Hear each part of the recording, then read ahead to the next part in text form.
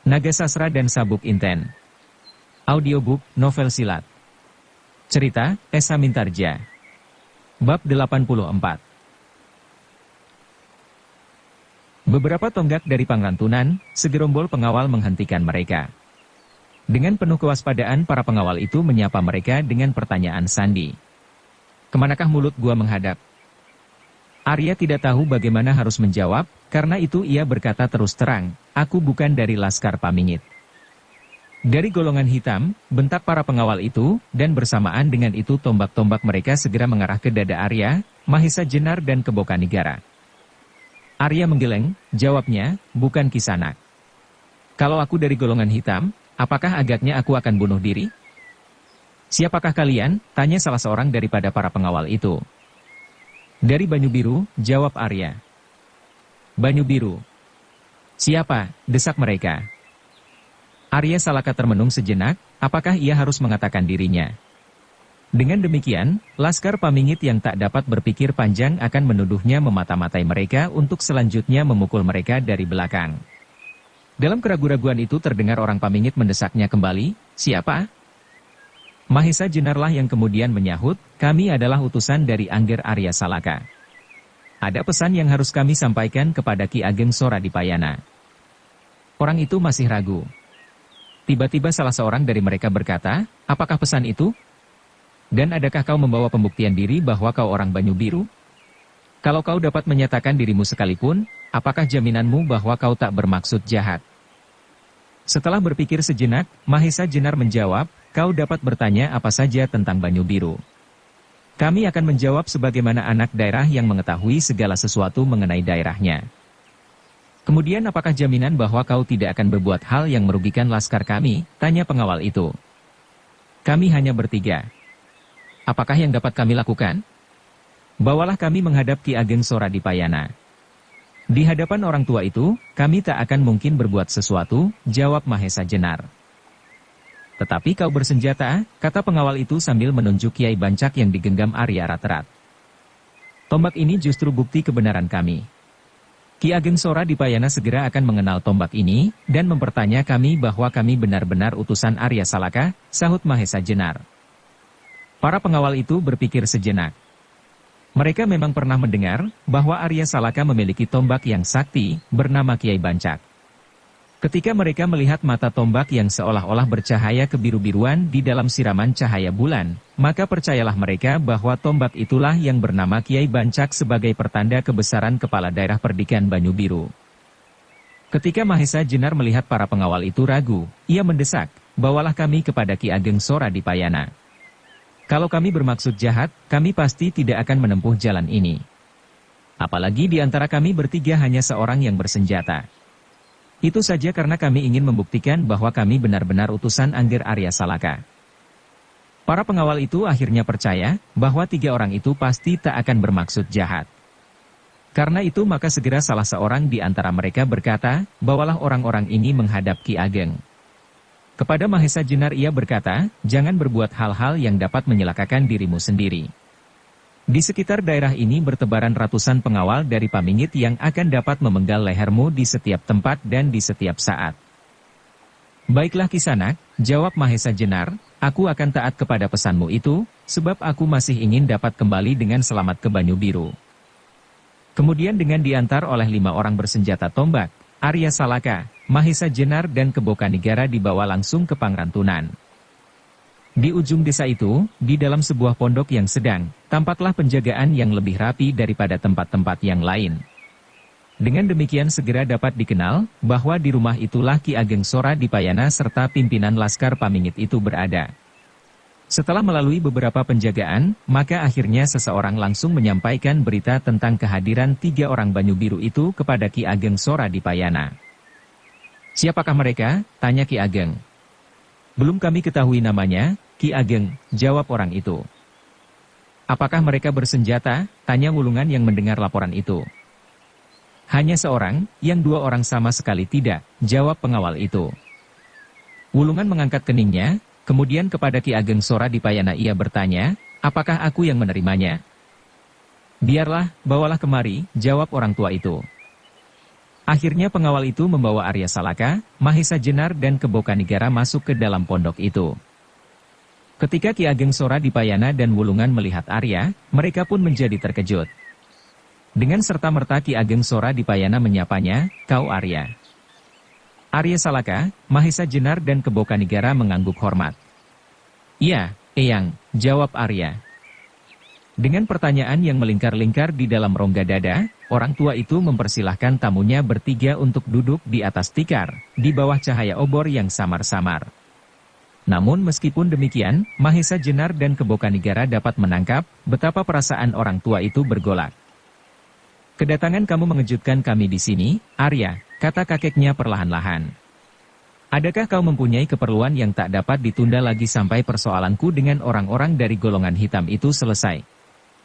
Arya Salaka, Mahesa Jenar dan Kebo Kanigara segera menangkap kecemasan hati Ki Ageng Sora Dipayana. Agaknya orang tua itu menjadi gelisah, kalau Arya Salaka kemudian mengubah pendiriannya tentang tuntutannya atas Banyu Biru. "Kapankah kira-kira persoalan Eyang akan selesai?" tanya Arya. Ki Ageng Sora Dipayana menggelengkan-gelengkan kepalanya, jawabnya, "Aku tidak tahu Arya. Besok, lusa atau seminggu, 2 minggu lagi. Seandainya persoalan ini selesai, aku pun tidak dapat membayangkan bentuk penyelesaiannya. Apakah orang-orang dari golongan hitam itu akan dapat aku usir dari Pamingit atau kamilah yang harus binasa dalam pelukan kewajiban kami?" Arya Salaka mengerutkan keningnya. Perasaan ibanya kembali melonjak-lonjak. Karena itu kemudian ia berkata, "Dapatkah aku ikut mempercepat penyelesaian ini, Eyang?" Ki Ageng Sora Dipayana terkejut. Diangkatnya wajahnya yang telah dipenuhi oleh jalur-jalur umurnya, namun kesegaran dan kewibawaan yang terpancar dari wajah itu mengesankan bahwa Ki Ageng Sora Dipayana adalah seorang yang berjiwa besar dan penuh dengan pengalaman hidup. Tetapi kali ini orang tua itu tidak segera dapat mengerti maksud Arya Salaka. Dengan pandangan yang dipenuhi oleh persoalan-persoalan ia bertanya, "Apakah yang akan kau lakukan, Arya?"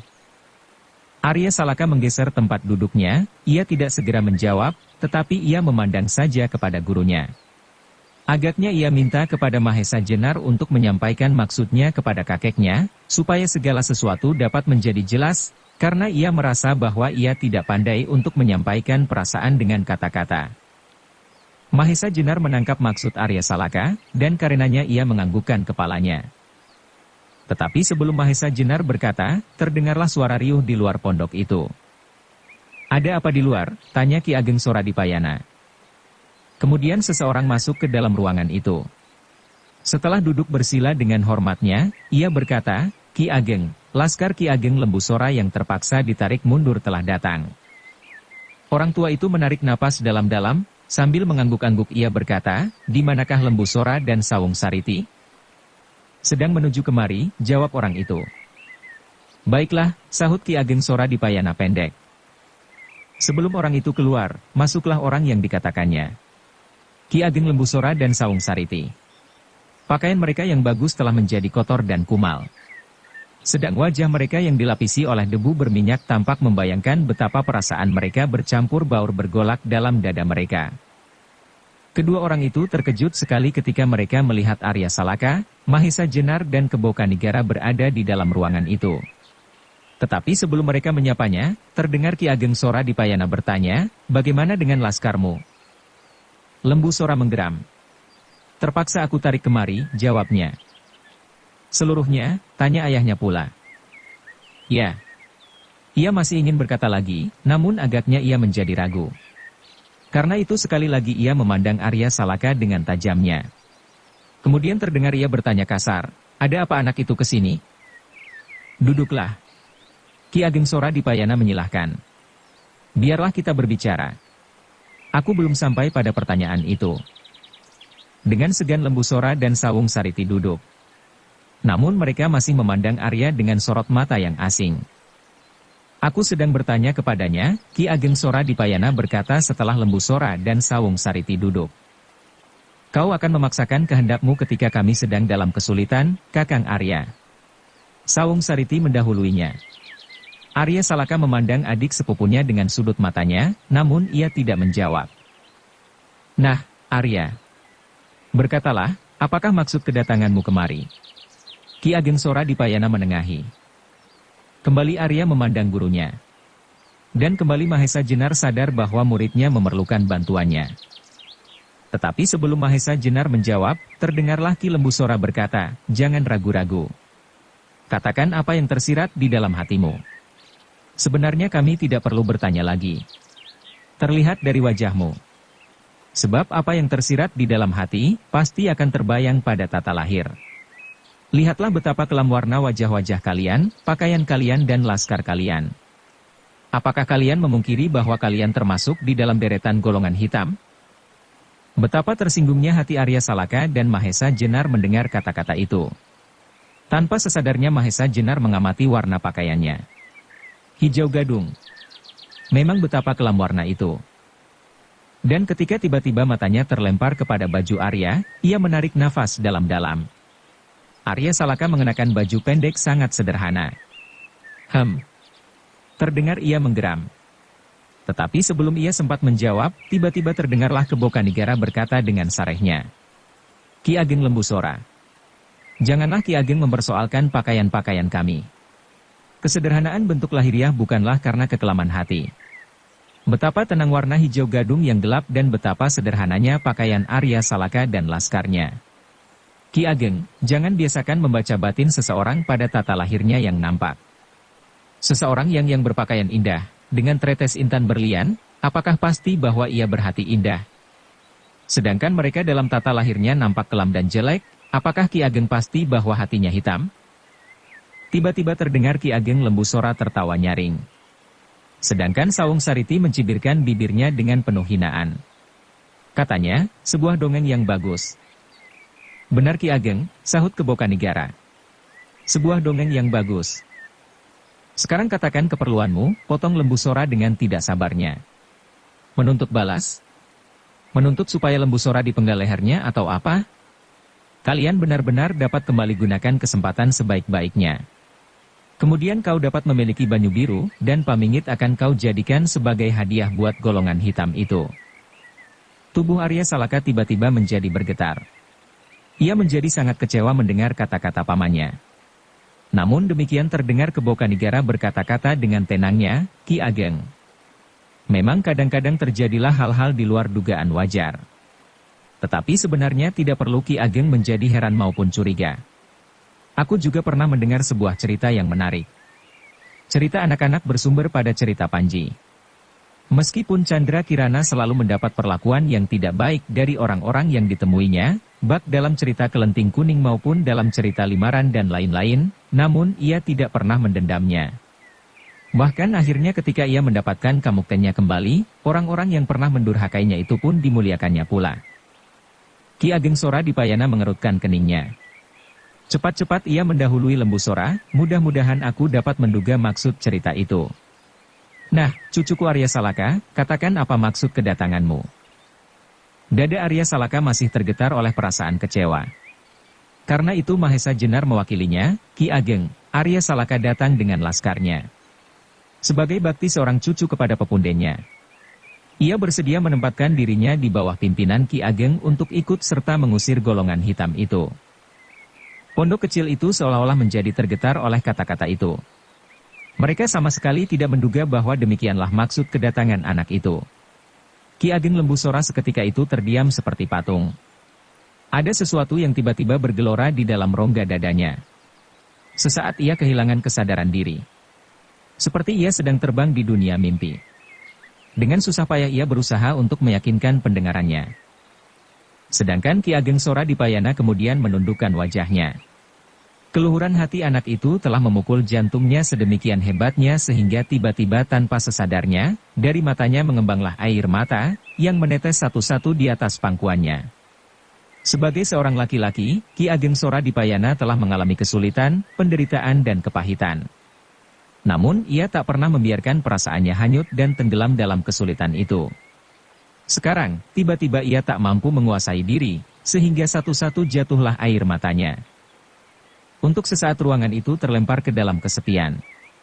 Hanya nafas mereka yang saling memburu, terdengar sedemikian jelasnya. Di luar, terdengarlah derap para pengawal hilir mudik melakukan kewajibannya dengan tertib. Kemudian dengan gemetar terdengar suara Ki Ageng Sora Dipayana, "Arya, Coba ulangilah kata-kata Angger Mahesa Jenar, supaya aku menjadi yakin karenanya. Benar Eyang, jawab Arya, aku datang dengan laskarku. Aku ingin menunjukkan, apakah yang dapat aku serahkan sebagai tanda baktiku kepada orang tuaku. Sebagai pernyataan terima kasih serta sebagai suatu kenyataan atas adaku. Ki Ageng Sora Dipayana menjadi semakin terharu karenanya. Sambil mengangguk-angguk kepalanya ia memandangi anaknya, Lembu Sora yang masih duduk kaku di tempatnya. Kau dengar Lembu Sora? Tanya Ki Ageng Sora Dipayana. Lembu Sora seperti orang yang tersadar dari mimpinya. Ia menarik nafas dalam-dalam. Matanya yang mula-mula memancarkan kemarahan tiba-tiba menjadi pudar. Ia ingin menyatakan perasaannya yang bergelora di dalam dadanya, namun yang keluar dari mulutnya dengan suara yang bergetar hanyalah, "Ya, aku dengar ayah." Ki Ageng Sora Dipayana mengangguk-anggukkan kepalanya. Kemudian kepada Arya Salaka ia bertanya, "Di manakan laskarmu sekarang, Arya?" "Beberapa tonggak di sebelah utara desa ini, Eyang," jawabnya. "Bawalah mereka mendekat, supaya segala perintah dapat tersalur dengan cepat sebaik-baiknya," perintah Ki Ageng Sora Dipayana. "Baik, Eyang," jawab Arya. Kemudian ia pun berdiri dan mohon diri untuk membawa laskarnya masuk ke Pangrantunan. Sedang Mahesa Jenar dan Kebo Kanigara tinggal bersama-sama dengan eyangnya di pondok itu. Di halaman, Arya Salaka terkejut ketika seseorang menggamitnya sambil berkata, "Aku turut dengan Tuan, supaya tidak terjadi salah pengertian dengan laskar Ki Ageng Lembu Sora." Baru Arya Salaka sadar bahwa ia berada di daerah peperangan antara laskar-laskar yang pernah berhadapan sebagai lawan yang hampir saja menumpahkan darah. Ketika ia menoleh, Wulungan berjalan di belakangnya. "Terima kasih Paman Wulungan," jawabnya. Kemudian mereka berdiam diri dan berjalan dalam keremangan cahaya bulan muda yang telah hampir tenggelam. Beberapa orang penjaga mengangguk hormat ketika mereka melihat Wulungan lewat di depan mereka. Di pinggir desa Pangrantunan, Arya Salaka melihat laskar yang berserak-serak. Nampak betapa parah keadaan mereka. Beberapa orang yang luka masih belum terawat dengan baik. "Kakang Wulungan," sapa salah seorang dari mereka. "Ya," jawab Wulungan. "Bagaimana keadaan laskarmu?" "Parah," jawab orang itu. "Keadaan kalian di sini agaknya masih lebih baik." "Demikianlah," sahut Wulungan, "tetapi besok atau lusa kita akan mengalami keadaan yang sama." Orang itu tertawa. Seram sekali. Tawa yang sama sekali tidak sedap, sebagai pelepas kejengkelan dan kemarahan. Hati Arya berdesir ketika ia mengenal orang itu kembali. Ia pernah melihatnya beberapa tahun yang lampau di Gedangan. Namun ia berdiam diri. Ketika mereka sudah meninggalkan laskar itu, bertanyalah Arya, "Paman Wulungan, benarkah orang tadi bernama Galunggung?" "Ya." "Dari siapa Angger mengenalnya?" sahut Wulungan. "Ia termasuk orang baru di dalam laskar kami. Baru beberapa tahun. Namun karena sifatnya yang disukai oleh Angger Sawung Sariti, ia cepat sekali menanjak ke tempatnya yang sekarang." Pengawal pribadi Angger Sawung Sariti. Kemudian kembali mereka berjalan sambil berdiam diri. Angin malam masih mengalir perlahan-lahan membawa udara yang sejuk. Di langit, bintang-bintang berkedip-kedip dengan cerahnya. Tiba-tiba terdengar kembali suara Wulungan, "Angger." Arya Salaka menoleh, namun tidak menjawab. "Beruntunglah laskar Banyu Biru mendapat seorang pemimpin seperti Angger ini," sambung Wulungan. Arya mengerutkan keningnya, "Kenapa Paman?" "Sudah lama aku mengagumi kejantanan Angger. Agaknya sifat-sifat ayahanda Gajah Sora tercermin di dalam hati Angger. Apalagi Angger mendapat asuhan dari seorang yang mengagumkan dalam perjalanan hidup Angger selama ini, sehingga dengan demikian sempurnalah sifat-sifat kepahlawanan di dalam tubuh Angger. Orang setua aku ini pun tak akan membayangkan bahwa pada suatu ketika Angger datang dengan laskar yang segar untuk kemudian membantu Pamanda dalam kesulitan ini. Alangkah jauh bedanya sifat-sifat itu dengan sifat-sifat Angger Sawung Sariti." "Jangan memuji, Paman," sahut Arya Salaka. "Aku berkata atas keyakinan," jawab Wulungan, "aku adalah salah seorang dari laskar Angger Sawung Sariti itu." Arya tersenyum mendengar pujian itu. Ia sama sekali tidak membanggakan diri karena sifat-sifat yang baik dan dikagumi orang, tetapi ia berterima kasih kepada Yang Maha Kuasa, bahwa karena kuasanya, maka ia selalu mendapat petunjuk-petunjuk dan mendapat sinar terang di hatinya. Selalu diingatnya sebuah cerita yang pernah diceritakan oleh gurunya, tentang dua orang hamba seorang raja dan yang seorang adalah pemungut pajak yang kejam. Ketika mereka berdua bersama-sama menghadap raja, maka berkatalah penghulu istana, Maharaja yang bijaksana. Aku adalah orang yang sebaik-baiknya di kerajaanmu. Aku selalu berbaik hati kepada rakyatmu dan memberikan kepada mereka hadiah-hadiah yang berharga, sehingga dengan demikian segenap rakyatmu akan mencintai aku. Karena itu, kalau Maharaja akan memberi hadiah kepada hambanya, maka akulah orangnya yang paling pantas untuk menerimanya. Sedang pemungut pajak itu kemudian bersujud di bawah kaki Maharaja yang bijaksana itu, katanya, "Duh Maharaja yang bermurah hati. Aku adalah orang yang sejahat-jahatnya di kerajaanmu. Aku telah menjalankan pekerjaanku dengan lalimnya karena aku inginkan pujian dari atasku. Karena itulah maka rakyat di kerajaanmu sangat membenci aku. Namun Maharaja yang bijaksana, karena itulah aku akan bertobat. Dan aku akan menerima hukuman yang akan ditimpakan kepadaku atas kelalaianku itu." Ketika kemudian Raja yang bijaksana itu memberikan hadiahnya, maka pemungut pajak itulah yang berhak menerimanya. Bukan penghulu istana. Kemudian ternyatalah bahwa pemungut pajak itu benar-benar bertobat dan membagi-bagikan hadiahnya kepada mereka yang pernah dicederainya, sedang penghulu istana kemudian berontak terhadap Raja, hanya karena ia tidak menerima hadiah. Sebab kebaikan yang dilakukan selama itu hanyalah terdorong oleh keinginannya untuk menerima hadiah. Demikianlah Arya Salaka menerapkan cerita itu dalam hidupnya sehari-hari. Kebaikan dan keikhlasannya berkorban bukanlah semata-mata karena jiwa pengabdiannya serta kesetiaannya pada kewajibannya. Beberapa langkah kemudian sampailah mereka di pusat pengawalan.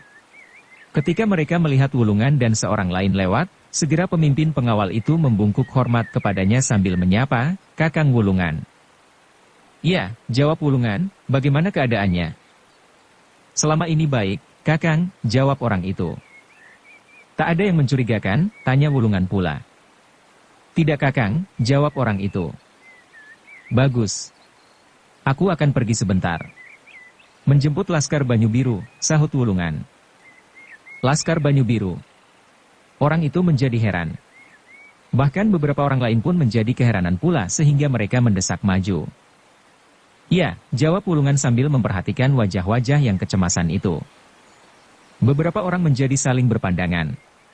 Berita kedatangan Laskar Banyu Biru itu bagi mereka seakan-akan bunyi kentong pelayatan atas jenazah mereka.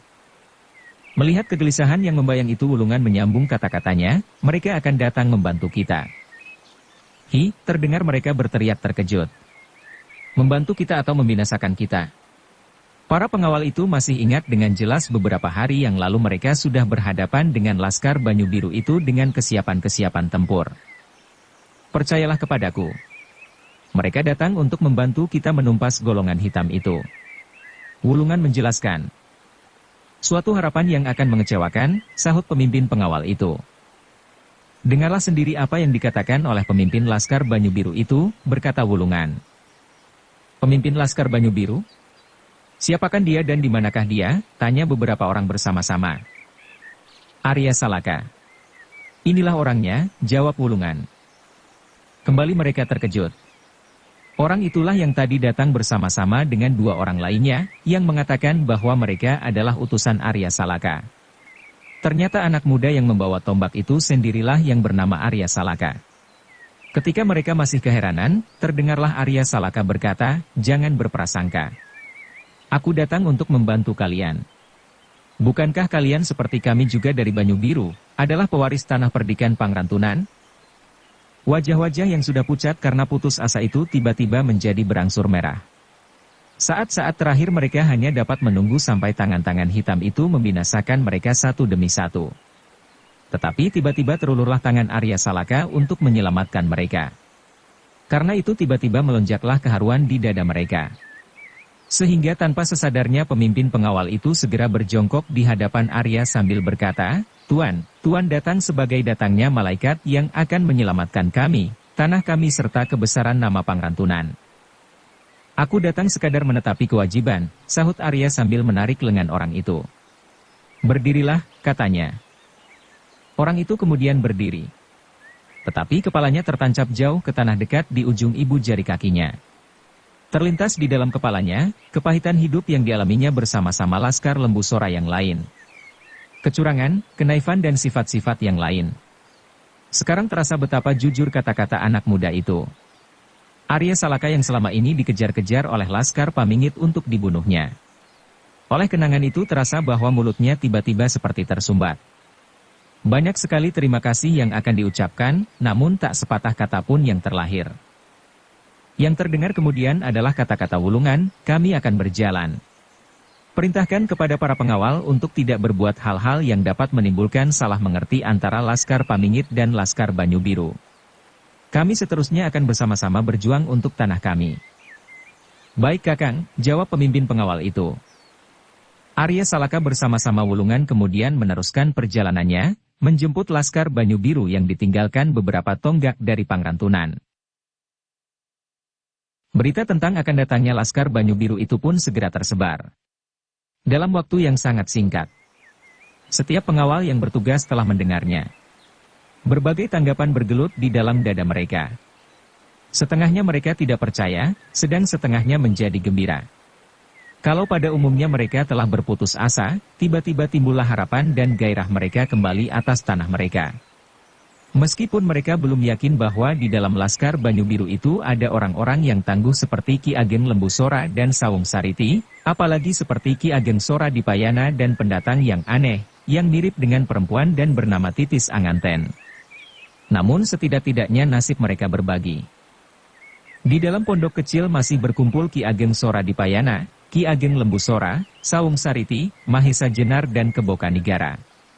Tiba-tiba timbullah keinginan Ageng Sora Dipayana untuk melihat Laskar Banyu Biru itu. Apakah mereka akan dapat memberikan bantuan yang berarti? Marilah kita lihat Laskar Arya itu, katanya. Marilah Ki Ageng, jawab Mahesa Jenar. Tiba-tiba Sawung Sariti tersenyum. Senyum yang kecut, sambil berkata, Ayah, dapatkah anak itu kami percaya? Mata Lembu Sora masih saja membayangkan kekeruhan hatinya. Sebenarnya ia melihat betapa wajah kemanakannya benar-benar meyakinkan bahwa anak itu telah berkata dengan jujur. Karena itu ia tidak dapat menjawab pertanyaan anaknya. Yang terdengar adalah jawaban Ki Ageng Sora Dipayana, kau terlalu dihantui oleh perasaanmu sendiri cucuku. Percayalah kepada kakangmu. Aku yang menjadi jaminannya. Mendengar kata-kata itu, tiba-tiba Ki Ageng Lembu Sora berkata pula, aku mempercayainya Sawung Sariti. Mata Sawung Sariti menjadi redup. Senyum yang aneh membayang di bibirnya. Tiba-tiba Mahesa Jenar menjadi muak melihat senyum itu, mirip benar seperti senyuman Jaka Soka dari Nusa Kambangan. Namun demikian ia tidak berkata apa-apa. Mereka semuanya kemudian melangkah keluar pondok itu dan berjalan untuk melihat Laskar Arya Salaka yang akan datang masuk ke Pangrantunan. Mereka untuk sementara akan ditempatkan di halaman Banjar Desa untuk menunggu tempat yang lebih baik bagi Laskar itu, seperti juga Laskar Lembu Sora yang masih belum mendapat penampungan yang baik. Ketika Arya Salaka tampak mendatangi Laskarnya, segera Bantaran dan Penjawi menyongsongnya, sambil berkata, bagaimana Angger? Kami dapat diperkenankan memasuki desa Pangrantunan, Paman. Dan inilah Paman Wulungan, jawab Arya Salaka.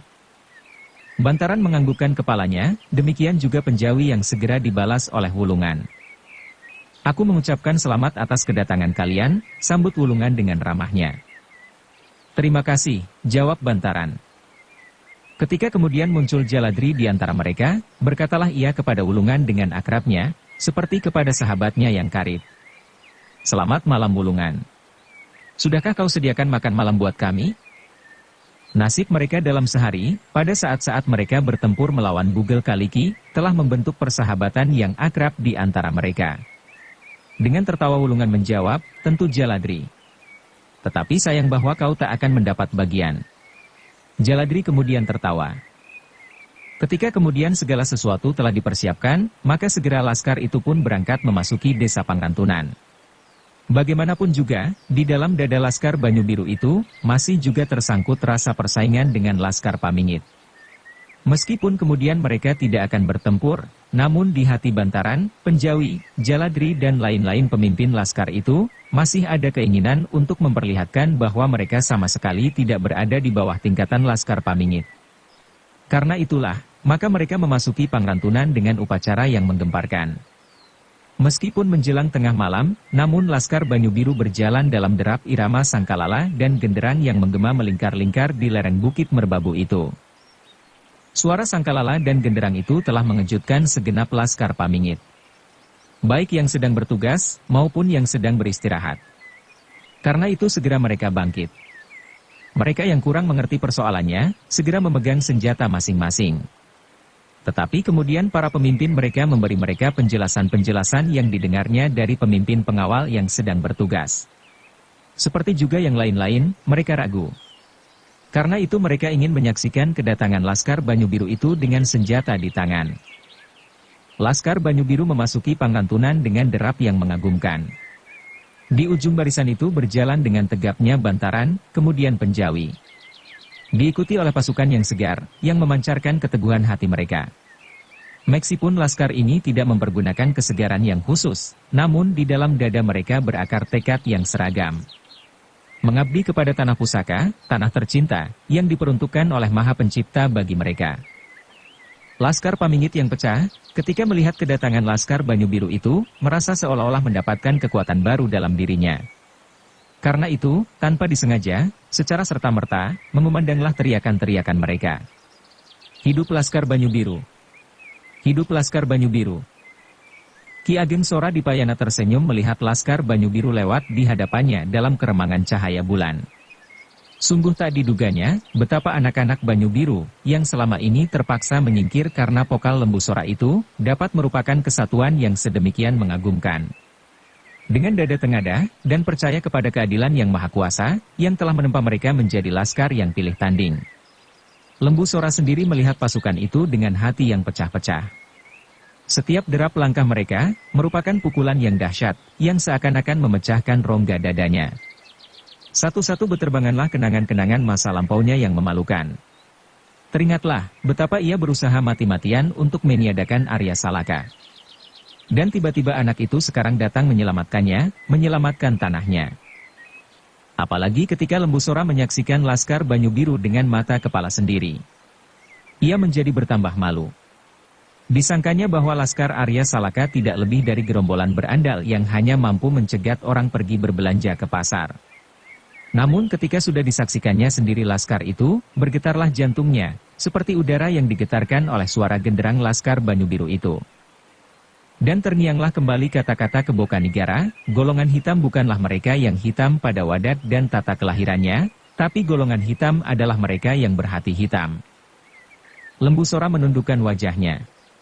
Ia tidak kuasa lagi menyaksikan laskar yang perkasa itu. Tetapi lebih daripada itu, ia menjadi terharu atas kenyataan yang dialaminya. Terbayanglah di dalam rongga matanya, seolah-olah semua mata memandangnya dengan penuh penyesalan atas perbuatannya. Lembu Sora terkejut ketika sekali lagi terdengar sorak, hidup Laskar Banyu Biru. Perlahan-lahan ia mengangkat wajahnya. Tampaklah di luar barisan berjalan Arya Salaka dengan tobat Kiai Bancak di tangannya bersama-sama wulungan. Dada Lembu Sora menjadi berdentang karenanya.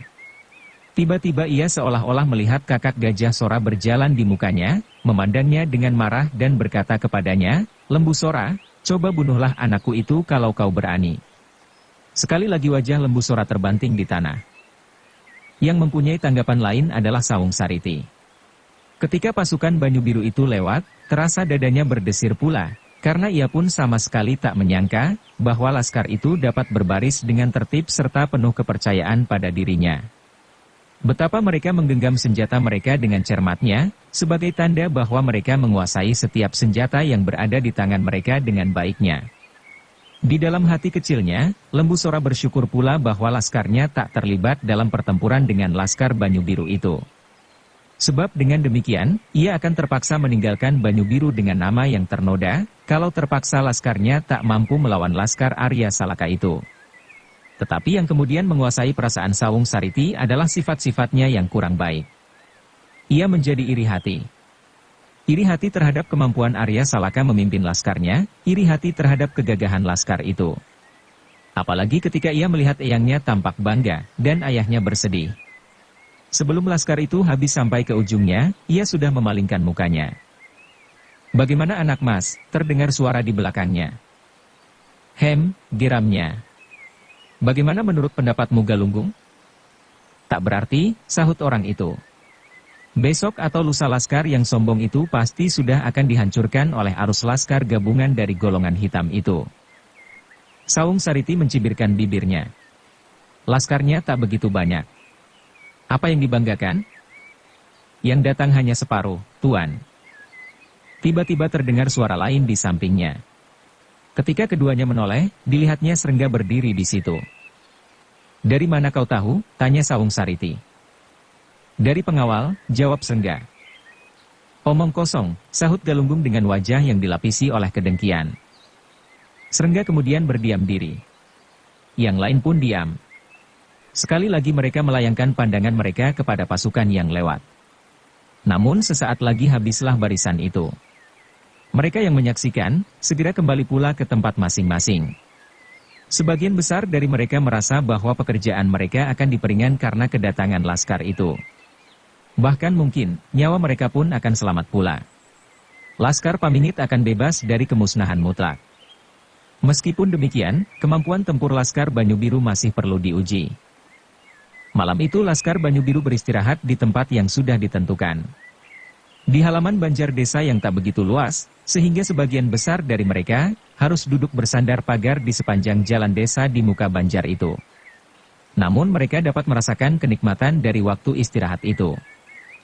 Arya Salaka, Mahesa Jenar, Kebo Kanigara kembali duduk bersama-sama dengan Ki Ageng Sora Dipayana, Ki Ageng Lembu Sora, Saung Sariti dan Wulungan. Ki Ageng Sora Dipayana kemudian mengambil seluruh pimpinan di tangannya. Tak ada pilihan lain ayah, jawab Lembu Sora. Ki Ageng Sora Dipayana mengangguk-anggukkan kepalanya. Terima kasih atas keikhlasanmu Lembu Sora.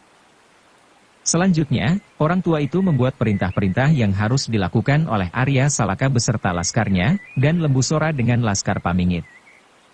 Menurut perhitunganku, serta pengintai-pengintai yang datang sampai saat terakhir, mereka tidak akan menyerang kedudukan kita sekarang ini, kata Ki Ageng Sora Dipayana, sebab mereka merasa bahwa jumlah laskar mereka tidak terlalu banyak, sehingga mereka lebih senang menanti kita datang menyerang. Tak seorang pun yang mengajukan pendapatnya. Karena itu, orang tua itu meneruskan, kita masih mempunyai 1 hari untuk beristirahat. Lusa kitalah yang mengambil peran, menyerang kedudukan mereka. Kita mengambil daerah pertempuran yang luas dengan gelar Jinatra Sawur, atau gelar-gelar yang lain, yang menebar. Garuda Nglayang atau Sapit Urang. Tiba-tiba orang tua itu teringat bahwa di antara mereka duduk seorang bekas perwira prajurit pengawal raja, yang pasti mempunyai perhitungan-perhitungan yang cukup cermat dalam peperangan antara dua pasukan yang berjumlah besar. Karena itu segera ia berkata, bukankah begitu Angger Mahesa Jenar? Mahesa Jenar sadar pada kedudukannya. Maka ia pun menjawab, demikianlah Ki Ageng, namun aku ingin mengusulkan, untuk melawan mereka yang biasa bertempur tanpa aturan, dan terlalu percaya pada kesaktian pemimpin-pemimpin mereka. Biarlah di antara kita pun ada beberapa orang yang terlepas dari ikatan gelar, untuk melayani pemimpin-pemimpin mereka yang tak mau mengikat diri itu. Bagus, sambut orang tua itu. Kita pun mempunyai orang-orang semacam itu di sini. Titis Anganten, misalnya. Bersambung ke bab 85. Dukung kami dengan subscribe, follow, like, komen dan share. Terima kasih.